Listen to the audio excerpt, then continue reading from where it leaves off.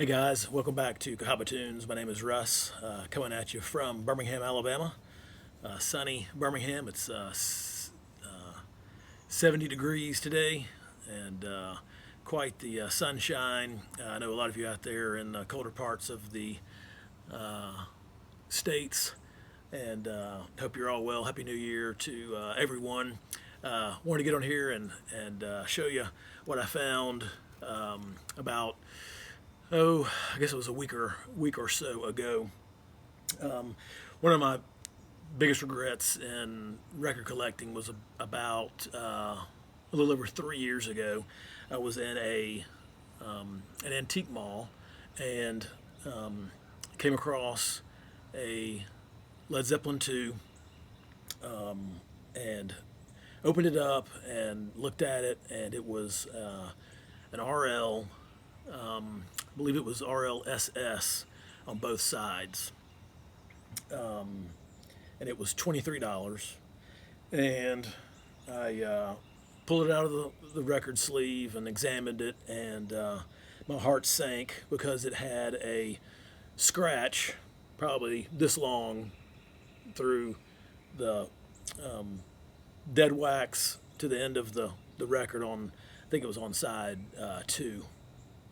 And it was a fairly feelable scratch, but looking back on it, I swear every day I think about what could have been, and I hear people on YouTube talking about that they find RLs that do have scratches that tend to play through, given the loudness of the record. And so I just really kicked myself for not picking that up, especially for $23 back then. And so, as I was saying, a week to 10 days ago, I was at one of my lucky spots, Second and Charles, and came across this record here.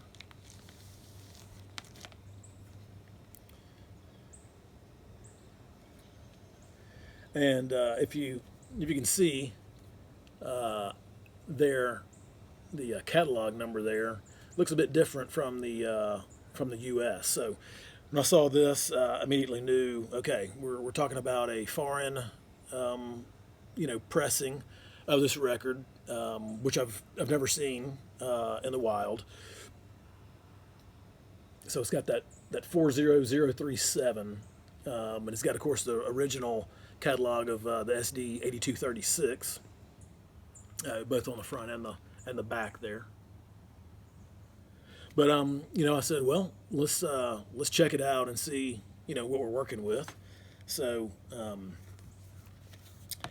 opened it up, and first what I saw was this pretty tattered inner sleeve, and again, looking very different from an American inner sleeve. So you've got the cuts here, which of course indicate a European type pressing. But again, my heart kind of sank seeing kind of the nature of the inner sleeve there. So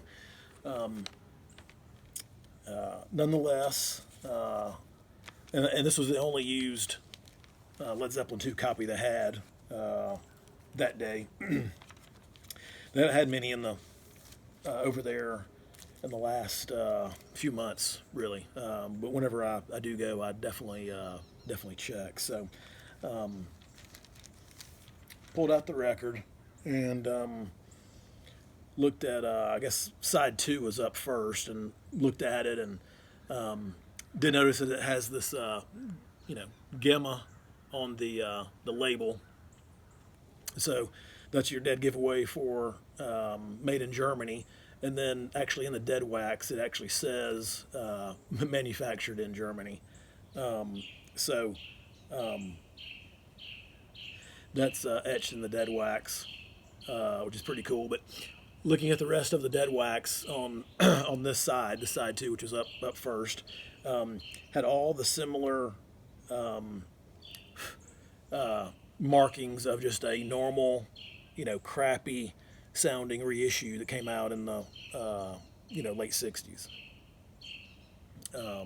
So, or sorry, in the '70s, and so disappointed by that. So flipped it over and was looking on this side one, and lo and behold, there's two rings in the dead wax, and in the smaller ring, which is be right there, is the RL. I don't know if you can see that or not. Trying to show that to you. I don't know if it's any good there, but it's yeah, it is right there if you can see it. So my heart sank when I saw that. There's no SS on there, and all other markings are similar to the other side. So at any rate, I examined the record. It was a little bit dirty, but I could tell that it, as you can see here, no scratches. And I guess, of course, this side is the one I'm most worried about since it's the RL, but no scratches on that. I ended up, coming home and putting it in my spin clean and cleaning it up, and it really cleaned up well. You can tell by just the spindle hole there, it still looks perfect.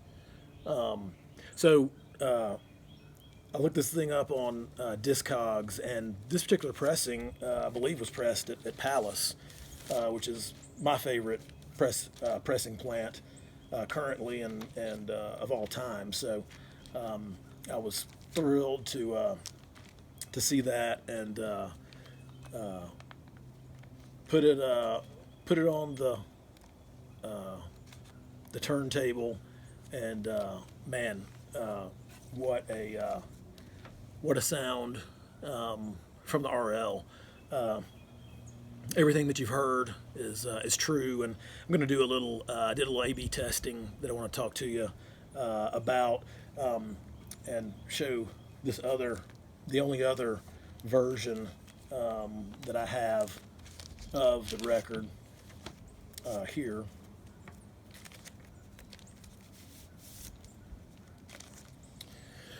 So here's my only other copy here, and as you can see, it's the SD 19127 catalog number there, which of course indicates a repress in the kind of mid to late 70s.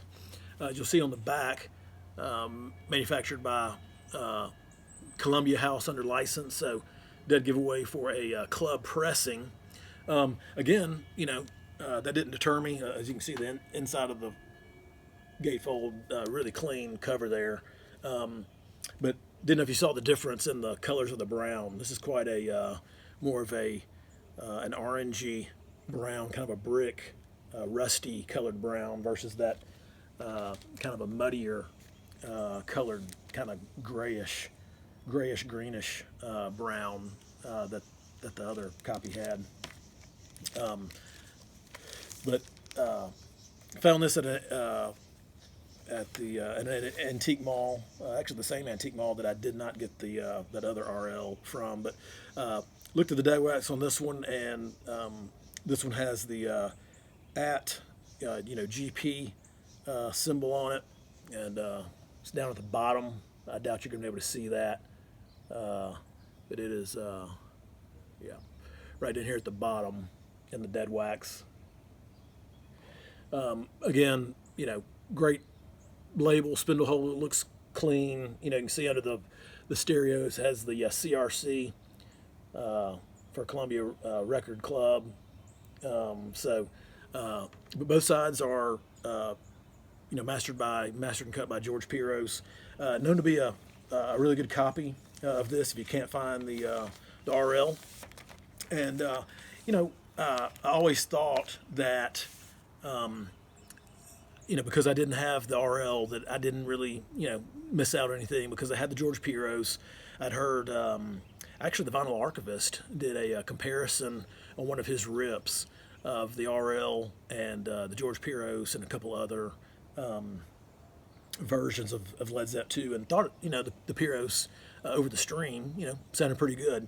But just got home from vacation, and I said, I want to A/B my RL side versus my George Pyros side, just to see for myself, and so just wanted to tell you my results from that, and I just tested the first song, which is a whole lot of love, and on the RL. My notes say, there's a lot of bite in the guitar. It sounds edgy and raw. The vocals are great. A tad bit back in the mix, but they're very clear. And just, you can hear his throat in the vocals. The cymbal hits and the hi-hat are very clear. And you can hear the stick, hitting them. And the snare is very authentic on the snare hits. You can really hear the skin on that, and so I put on the George Pyros to see if how it would match up, and I was quite surprised, to tell you the truth. The vocals were it was an overall a warmer, a little bit more muddy type result overall. The vocals are a bit muffled and softer. The guitar is not as loud or as forward, it seems, in the mix. The RL, the guitars seem like they have a really, all of the RL seems three-dimensional, sometimes even four-dimensional. And the George Pyros just sounds more two-dimensional. The guitar, not as loud or as forward in the mix. It doesn't have that crunch, that raw energy as the RL. The cymbals are not as detailed. The drums are not as authentic, and I'm sure a lot of you have seen other videos of people, finding RLs and kind of telling you what they think of them. But I would have to totally agree with everyone that I've ever seen speak about and who has listened to an RL, and it really is the real deal. It's the best sounding Led Zepp 2 that I've heard, and again. This is just on my one side. It is a German copy. It doesn't have the SS. I can only imagine what an RL SS from Monarch sounds like. But I'm thrilled to have this one nonetheless. If this is the only copy that I find, then that's great. I found this particular copy for $25. I failed to mention that. So my brother had given me a gift card for my birthday, and so I was able to use it, so I didn't even have to spend any money for it technically, so that was great. But just wanted to come on here and just kind of give you my 2 cents worth on this fabulous pressing of this record, and so yeah, just want to echo what everyone else has said, and if you come across one, do not hesitate to buy one, because it really is the best version that I've heard. Again, I haven't heard a classics record pressing of it, but can't imagine that it beats this one. It just, the tape sounds fresh as can be, and I really did not think it would sound that good and would really beat the pants off of my George Pyros. For just percentage purposes and just to give you an idea, I would say the George Pyros is anywhere from 50 to 70% of what the RL is.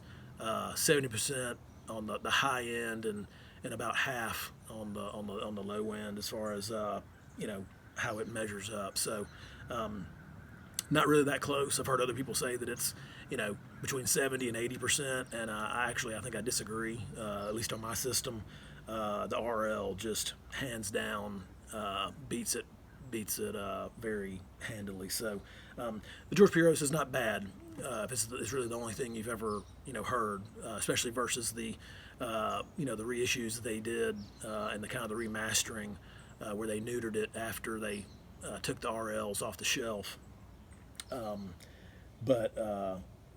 Yeah, once you've heard an RL, you cannot unhear it. It is fabulous, and I just can't wait to to wear out my side one.